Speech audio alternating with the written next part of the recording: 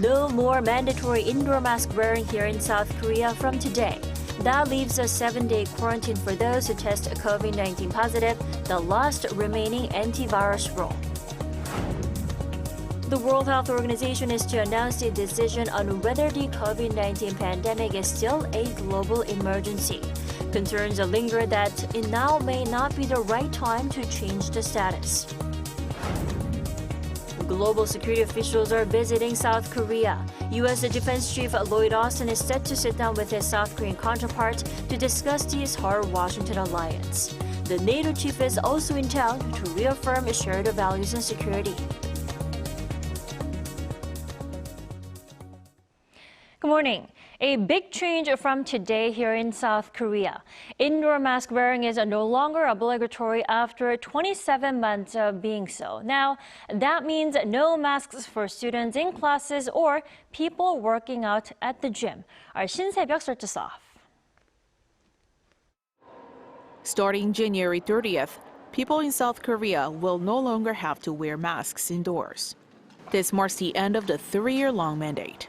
However, mask wearing will still be required at high-risk facilities. The first is public transportation, including taxis and flights. But people don't have to wear masks when standing on the platforms, inside bus and train stations, and at airports. Medical and care facilities are also deemed high-risk, meaning masks are a must.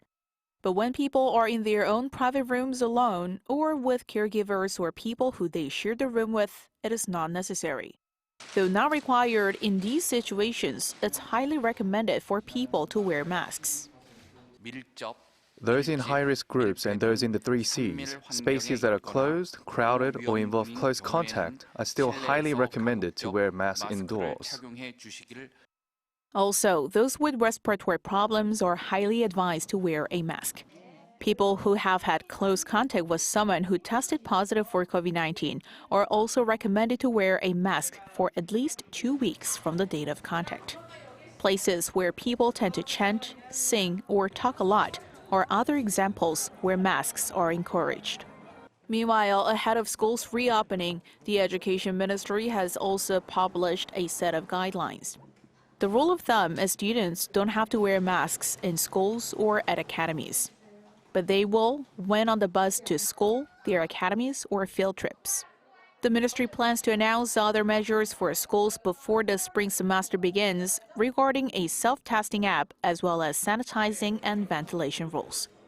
신세벽, Arirang News.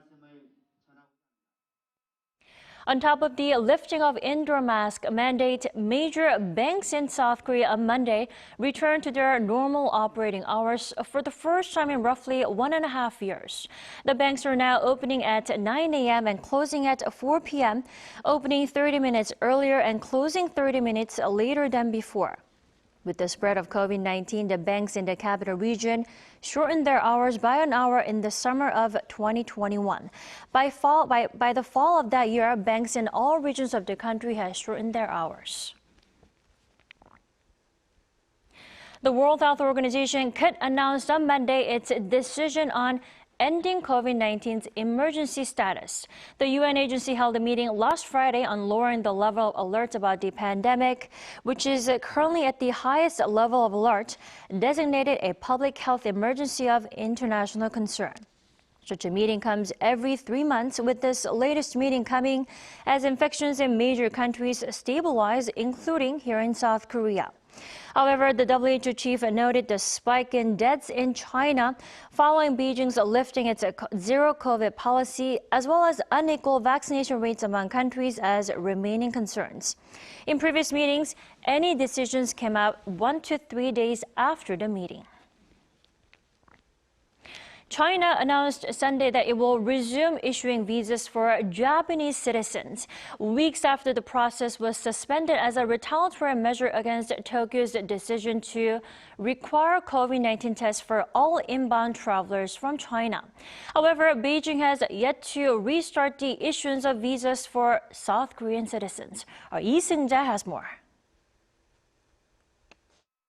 After suspending visa issuance for Japanese citizens as a retaliatory measure against Tokyo's decision to require COVID-19 tests for all inbound travelers from China, Beijing announced on Sunday that it will now lift the measure and begin reissuing visas. Watchers say Beijing's visa resumption may be linked to Japan's decision last Friday to downgrade its classification of COVID-19 on May 8th, as the restrictions it currently imposes on visitors from China will all be lifted once the downgrade becomes official. However, at the moment, Japan is still requiring those traveling on direct flights from mainland China to show proof of negative COVID-19 test results taken no more than 72 hours before leaving China. Despite the turnaround for Japanese citizens, China has yet to make the same decision for South Koreans. In response to the retaliatory measures, South Korea's foreign ministry says it's continuing to hold discussions with China to try to remove visa restrictions for South Korean citizens. It stressed that measures put in place for travelers from China are by no means politically motivated and that all measures were put in place in keeping with scientific standards. Meanwhile, South Korea will continue to restrict the entry of short-term travelers from China through the end of February amid concerns that the COVID-19 situation will worsen after the recent Lunar New Year holiday. According to the KDCA, around 10% of the 6,900 short-term travelers from China who arrived in the country from January 2nd to January 26th tested positive after being tested at the airport. Lee Seung-jae, Arirang News.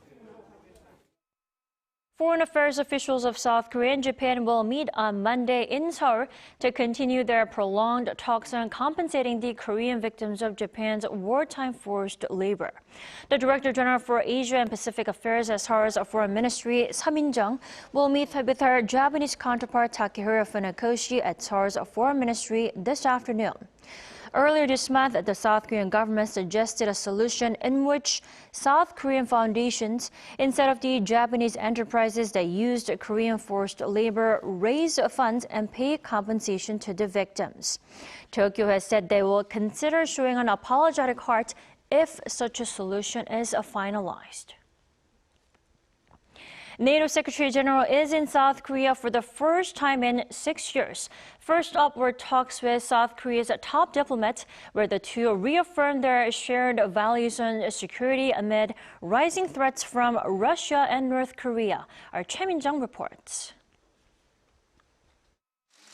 The head of NATO has stressed the significance of staying interconnected after addressing North Korea's alleged military support to Russia.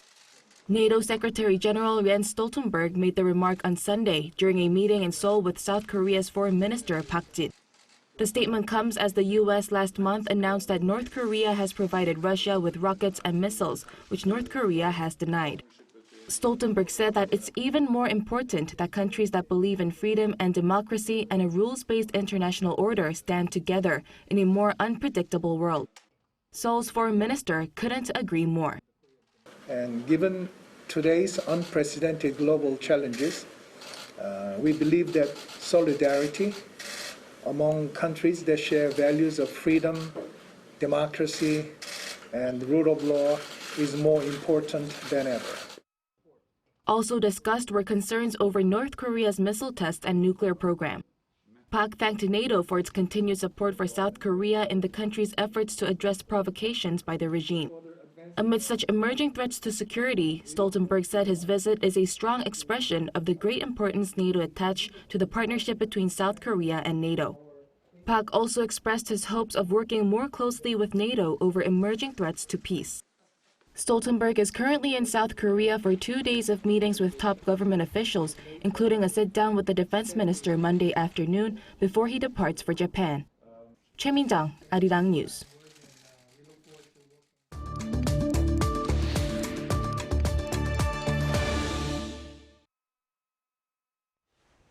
global security officials are visiting South Korea. The arrivals of the U.S. Defense Secretary and the NATO Secretary General mark the first visits of 2023 by high-ranking officials related to regional and global security.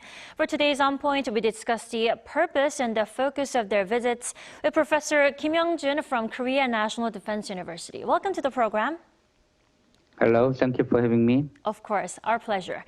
Now, U.S. Secretary of Defense Lloyd Austin is set to meet with his South Korean counterpart tomorrow. Why now? How significant is his visit with respect to current regional and global issues? Now, North Korea is developed their nuclear and missile program over the decade, the thousands of missile tests.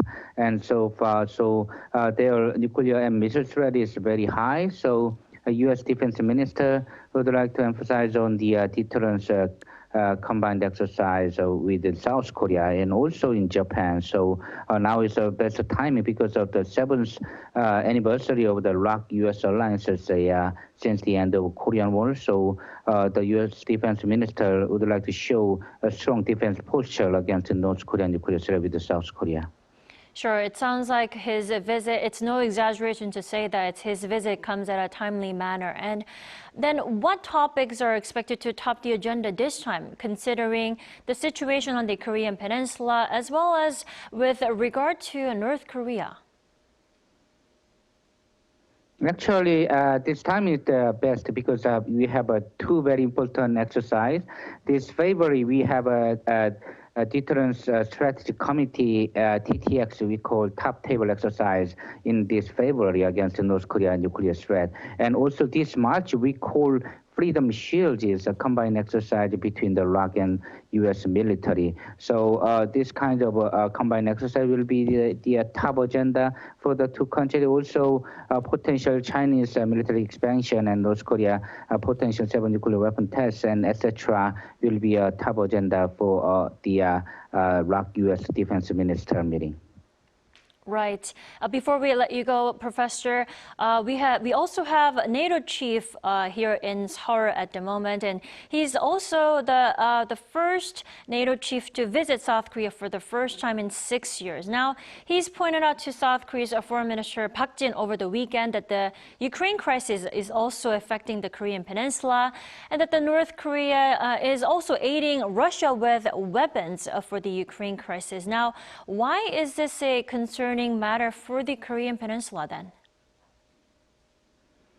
NATO, just like any other country, would like to have the global connection against the China Russian threat as a new Cold War situation. So NATO especially want to have their partnership in this region, including South Korea and Japan, on the especially topic on cyber arms control and technology security. So NATO Secretary General now is want to have a more strong partnership with the South Korea and Japan against the potential Chinese and Russia and North Korean threats. So now it's NATO Secretary General visit is very natural, and then they want to really stronger partnership. And this is good for the South Korea because the South Korea's global contribution will be more stronger with the NATO partnership. I agree. All right. Thank you so much for your insight this morning, Professor. Thank you very much.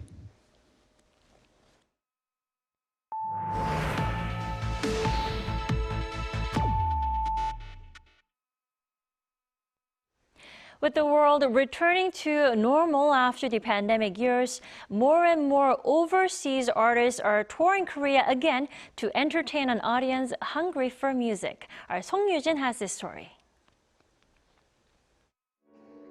Angelic melodies, gifted musicians with voices of unforgettable beauty, a UNESCO World Heritage. These words aren't enough to describe the Vienna Boys Choir. They're no doubt the most famous and prestigious children's choral group in the world, and also one of the oldest existing choirs founded by Holy Roman Emperor Maximilian I back in 1498.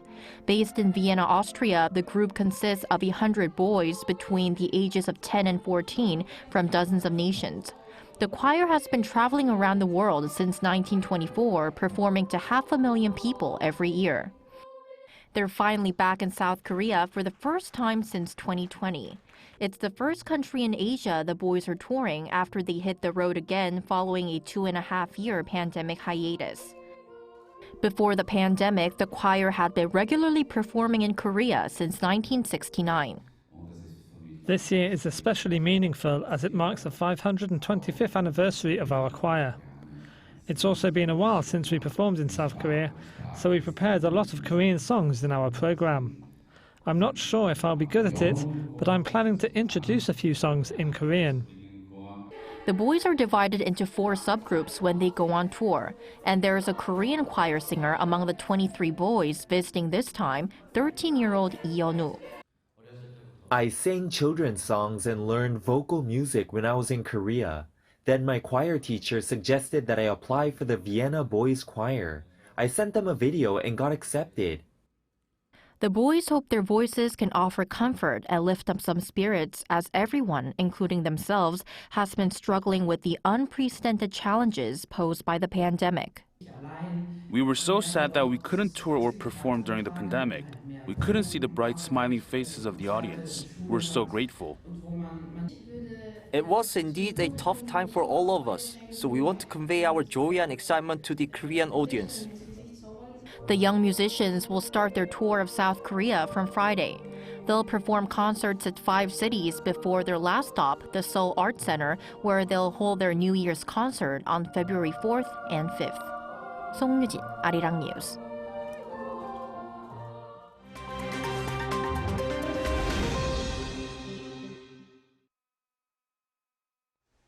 For a look at the news from around the world, we now turn to our Matthew Ashley joining us here in the studio. Good morning, Matthew. Good morning, Dami. All right, let's begin with Pakistan. The country had a rough weekend with at least 51 people being killed following 2 transport disasters on Sunday. Well, that's right. Both accidents happened on Sunday, and in one of them, a bus crashed in Balochistan province, killing at least 41 people, with another 2 in critical condition. Now, according to authorities, the bus was carrying 48 passengers and was headed to Karachi when it plunged off a bridge and caught fire. An investigation into the cause of the accident is underway. Separately, at least 10 children died after a boat capsized in the country's Tanda Lake. 17 people have been rescued and search operations are underway for those still missing. Now, the vessel was carrying over 24 school children aged between 7 and 15 on a day trip. Looking over to the Czech Republic, where former NATO General Petr Pavel has won the country's presidential election. The 61-year-old beat former Prime Minister Andrej Babis in a run-off poll on Saturday with 58% of the vote. The president-elect ran on a platform of providing more support for Ukraine and deepening relations with the EU and NATO. Pavel will start his new role in March. The presidency is a largely ceremonial role, but still has some influential powers.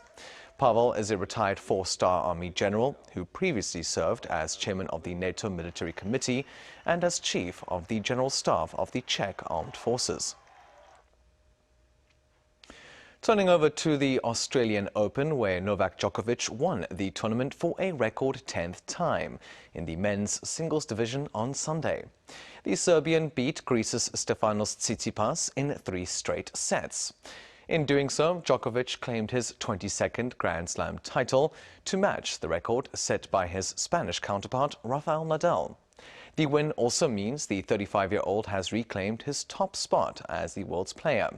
Meanwhile, on Saturday, Belarusian player Aryna Sabalenka won her first Australian Open singles title, beating Alena Rybakina of Kazakhstan. Now, Sabalenka's win makes her the first neutral player to win a Grand Slam. Currently, Belarusian and Russian players are banned from representing their countries at ATP and WTA tournaments and must compete as individuals. And finally, the 2023 Freeride World Tour is underway after kicking off in Paquira Peret in the Spanish Pyrenees over the weekend. Now, the tour starts in January and ends in April and sees the world's best snowboarders and skiers go off-piste to tackle tough slopes across Spain, Andorra, Canada, Austria and Switzerland. This year's tour got off to a later start than usual after the first event in Canada was postponed to February over unsafe conditions. This because of warm temperatures leading to a lack of snow.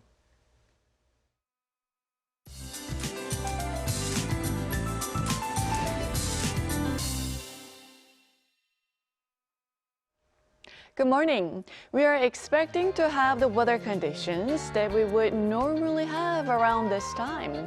Morning temperatures are 3 to 4 degrees higher than the same time yesterday, and highs will also hover around the norms. But it's a slippery start to the day. Be careful out on the roads. Sunny skies with decent air quality will dominate most parts of the country except for Ulleungdo and Dokdo, with a heavy snow advisory in place with up to 5 centimeters of snow in the forecast through this afternoon. Meanwhile, the East Coast regions are under dry weather alerts. Ulsan is under dry weather warning, with the humidity level going down to as low as 20% during the day. So precautions against fires are a must. Daily highs will be similar to slightly lower than yesterday's, topping out at 3 degrees Celsius, Daejeon, Daegu at 5 degrees this afternoon. Then parts of Gyeonggi-do and Gangwon-do provinces could see a sporadic mix of rain and snow tomorrow afternoon into Wednesday dawn, while the temperatures stay above norms through the first half of the week. With that in mind, here's a look at the weather conditions around the globe.